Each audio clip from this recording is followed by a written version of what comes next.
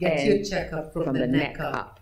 So it's not just the eyes and the ears, your mental facilities. There's different ways, and I know so many people are uncomfortable talking about it, and that's it. You know, when my daughter died, I was working in financial services, you mentioned, so she was born, I got married, she died, everything happened while I was working at Morgan Stanley. They were amazing. They came out in full force, but one of my dear friends called me up and she goes, Dionne, I told Tony that Seaway died, and he asked me what happened, and I didn't know what to say. And I'm like, what do you mean you don't know what to say? She died by suicide. I can tell him that? What else am I going to tell him? I can't make up a story about my daughter's death. But I want to pose that. Why do you think people find it hard? You're a mother of a daughter who committed suicide. Why do you think people find it hard to say that? There's so much shame and embarrassment, and there's a girlfriend of mine started a nonprofit in my daughter's name called the Seaway Project. She has bipolar 2 disorder.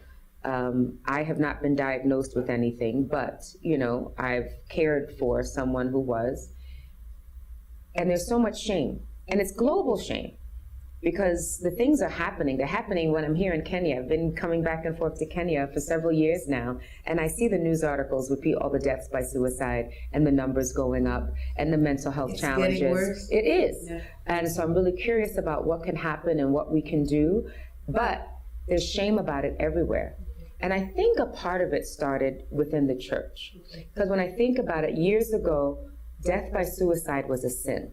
And even the word, you even said it, committed suicide, that phrase comes from the fact that it was illegal. Like you would commit homicide, genocide, exactly. You know, all of these things. Yes. It's against the law. So we reframed the language to saying deaths by suicide, took their life, because it's not a crime. Okay. Yeah, I hear you. And what's really true for people, because I know so many people that thankfully have survived their attempts, they want to live, but they're in such pain. You have to sit. You know, I want you, I want the audience, I want everyone that can hear my voice to sit and think of what their worst pain was. Did they break their leg? Was it childbirth? But whatever that pain was, and think of that every day of your life. Yeah. They don't know how to live in such pain. So my daughter was on medication. She had been hospitalized several times. She had attempted suicide several times. She'd gotten into self-harm. And I know people out there have children that are doing this, the self-mutilation. I hadn't heard of it. I had to research all these things. And apparently the people that cut themselves, and they cut someplace normally you can't see, inside their arm, inside their thigh, and then they wear the long sleeves so you can't see it. They have such pain, and part of them feels it's not logical, so they're trying to create a physical pain to distract from the pain. Mental pain. Yeah, what's mentally going on. Okay. But at the time of her death, she had cut her legs so bad, she looked as though she was a burn victim. I had already booked and paid for a summer vacation, and I couldn't sort out what kind of bathing suit was I going to put her on. My brain was thinking it was going to have to be like one of those diving costumes, you know, and paint on it and make it really funky so we'd have fun. It was a cruise ship, and we still went on the cruise, my boys and I, and even they were wonderful because they upgraded our room because I didn't need as much space because it was me and 2 children instead of 3. And I think of the trauma, the weirdest thing, and this will sound really weird, Najda, but one of the weirdest things of being a mother of 3 children, boy, girl, boy, people would afterward, they're like, how are your boys? And every time they said, how are your boys? My heart was like, huh? And I'm like, right, I don't have my girl anymore. Oh. Something little like that. And then seeing other mothers and daughters together,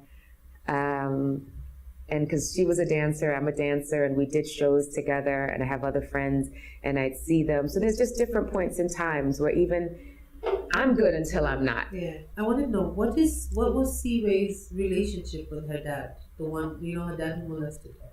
They were very close, because he himself was also extremely intelligent. And so they loved talking about science, talking about animals. He was the one that played guitar and taught her guitar, and then we got her professional lessons. So they were very close. So that's why I say he was a good father until he wasn't. At some point, like, I don't know what the switch was. You know, he did have a tragic accident at one point. I don't know if there was some injury. You know, the brain is so fragile. I am not making excuses for him. I do believe that hurt people. And I do believe that since his sister was molested, there was probably something that happened to him. Yeah. But I don't know. It's so deep in his family for so many layers. And people that rape people, it's a thing of power. It's not about sexual satisfaction. Yeah. It's power and dominance. Yeah. And unfortunately, someone that's sick, someone that's a pedophile, they prey on children because they can show power over them. Exactly. Plus, we need to remember his father did the same. That's right. And probably, that's right. We don't know, but he's probably his grandfather before that. That's right. So he's a victim of circumstance, and then he just took it on as natural and normal. And sorry to interrupt. He didn't get healing. He didn't go to therapy. I'm here to talk about because they're putting the lid on it. That's the thing. How do you heal from such a thing? Healing is a journey. And I would say I'm still healing, and I will still be healing, because there are triggers, things that happen, things that you see that come up. And I think I had my own levels of trauma coming up. Thankfully, I wasn't raped as a child, but there was lots of attempts, you know. I've always escaped it. And then I got older and dated someone, and I was a victim of domestic violence as well. And that person, you know, went to jail. And then at some point, I had a, situation of rape with someone I was dating, and that I don't really talk about much, but because it's like the date rape and someone you're in a relationship with, people are like, well, even in some countries, like husbands rape wives, right? So it's like, but at the point you say no and someone forces you, it's rape, period. So it's not as violent. It can't be as clear that people... Yes. So I have had all these things, and when you ask about healing, I just mentioned there were all these other aspects of needing to heal and forgive myself, because women are told it's your fault. Yeah. If something happens to me, it's my fault. And that's so unfair that societies globally put it on the women. So my healing has been an aspect of forgiveness for myself and acceptance of my body. And even at one point, I thought I needed to gain weight so men would leave me alone. Yeah. So I gained weight, and you know this, different people bother you. Yeah. There's always some man that's interested in you. I know. There's always someone interested in you. But yoga is a part of my healing. Meditating is a part of my healing. Talking about my story is a part of my healing. And creating a platform of joy so people know that's a space that's available to you. That being happy is your birthright. And I'm going to keep looking for that. And that journey of healing, I worship with Ghanaians, and within the African tradition, like I have a day name with the Ghanaians, Abena, Asua Abena, and Asua is water. Abena is a woman born on Tuesday.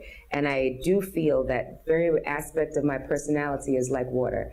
And I keep making this little thing because I think of myself as I'm going to find a source for joy. Yeah. So water's always going to find a way to get to the ocean, to get to the river. I'm going to find my way to joy, so whatever that is. So you say that yoga was your means to finding that peace. Yes. And that your healing will continue to go through. Yeah. It will flow through your yoga. Yeah, it's yoga, and it's through dance, it's music. When I can't do one thing, there's something else I can do. I can't get out of the house, I'll meditate. You can't ever say that I'm healed.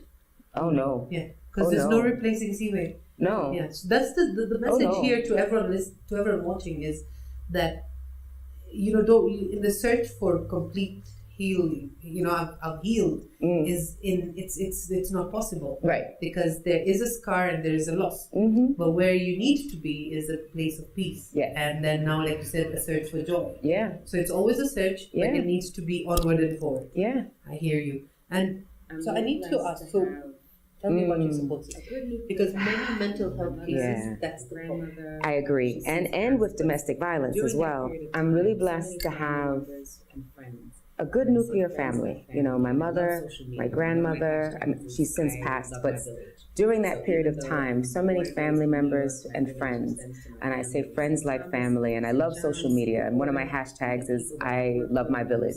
So even though I'm born and raised in New York, my village extends to my family in St. Thomas, St. John's, St. Croix, and then people that I've worked with in other states, and then my yoga family and my African dance family, my corporate family, and I think I've created deep connections. You know, you think of all the, you know, Anansi the spider and how I've spun my web in my life. There's so many people I'm connected to, and they support me. So when my daughter died, my house was full every day. People came, they cooked, they cleaned, they did laundry, they helped with homework. Even though I'm in the city, I'm in a house, and I would come downstairs from my bedroom and I'd look around and I'd see these people here doing things. Like that first year was just a fog, but there was always somebody there. Sisters would come and do a healing circle, and we'd sit. The church, constant. Your support system was so strong because you spoke about your daughter's death openly and didn't put a lid on it, like many people may decide to do. I think, good question, Najda. I think that's a part of it, but I think that I'm also open to receiving. I think so many of us, women in particular, but people in general, we're going to figure it out on our own. We're going to be strong. I can do it. I can figure this out. Ask for help. And I was like, no, I'm okay with asking for help. I cannot get through this on my own. I cannot. You can't do this alone. Yeah. Ask for help. Yeah. So that's and your people will surprise you. And if they can't help, they'll send someone. So someone who couldn't because cook, you reached out, what food do you like? They would, yeah. So big up to your circle. Yeah. So I want to ask you something, because I know there's a love story beneath all this. How did you find love after going through so much trauma yourself and that of your daughter? How did you find love again? I think a part of it... Not how did you find love again. How did you open up to love again? And I was about to... I'm glad you reframed it, because I was going to say, I think a part of it was always believing I deserve it. Okay. Just in the same way that I deserve joy and I deserve happiness, I deserve love. I am worthy. Yeah. One of my favorite dance teachers and meditation teachers, I model a lot of what I do when I teach dance and meditation from what I learned from her. Always talked about worthiness. Yeah. And I'm like, I am worthy. Okay. And so I'm clear I'm worthy. And just being that's the first part of it. Because when we're told things are our fault, then we go into this punishment mentality. And then it's almost like, well, I don't deserve this. Yeah.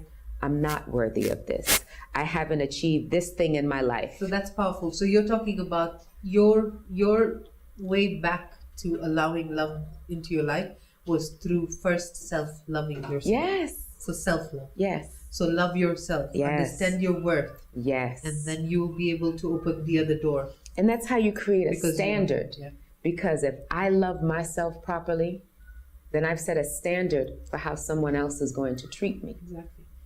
But you know why I was asking this question was also towards the angle where a lot of women tend to hate men generally. You know, I was abused, I was beaten, my daughter, you know, so I'm just done with men. I'm done with this, you know. How did, to the woman who's listening out there, watching the show and thinking, how did she do it? You know, I was beaten too.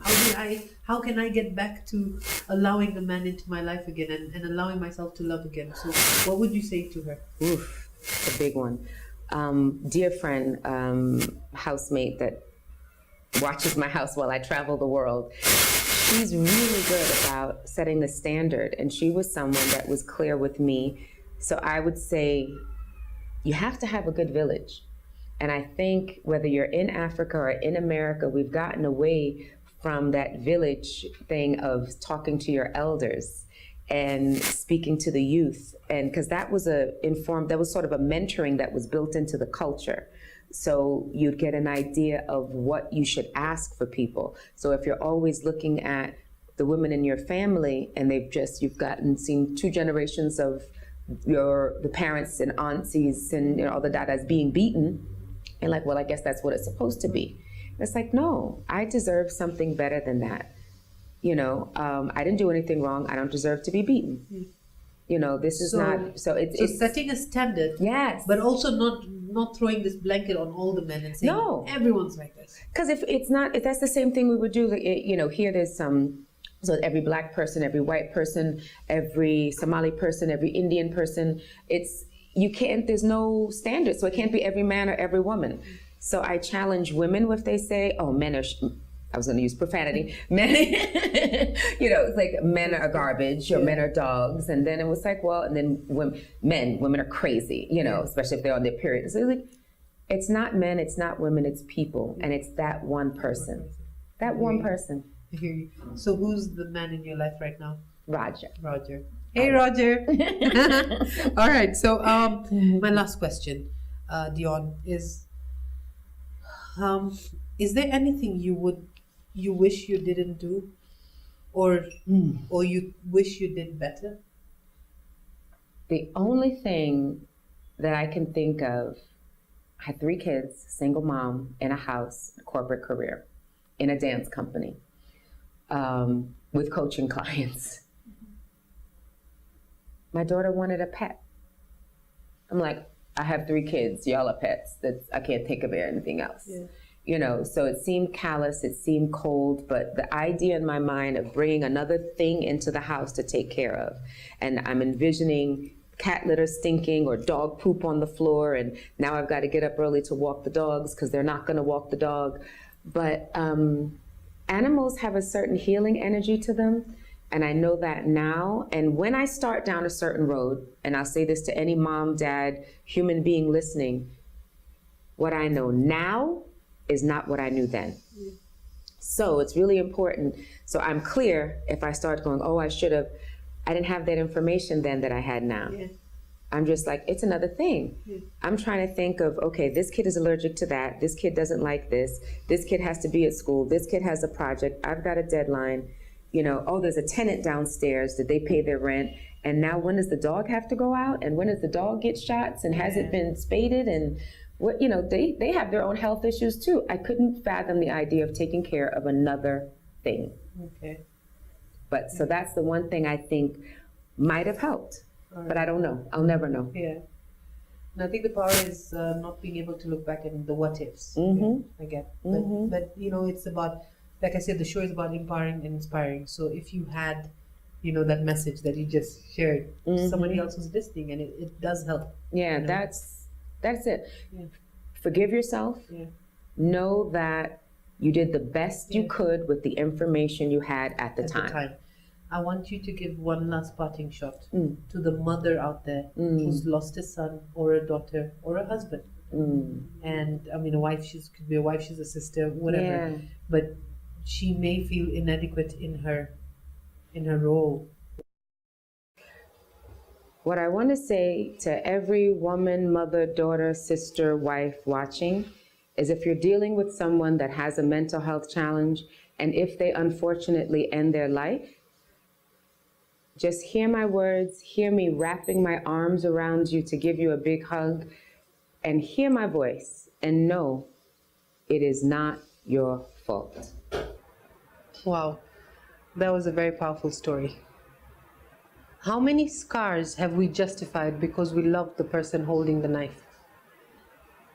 Let that sink in for a moment. In the words of Ali ibn Talib, fear the sins that you commit in secret, because the witness of those sins is the judge himself. Subscribe to our YouTube channel, The Big Fat Talk Show, #BFT, #Hey Najda. See you next time.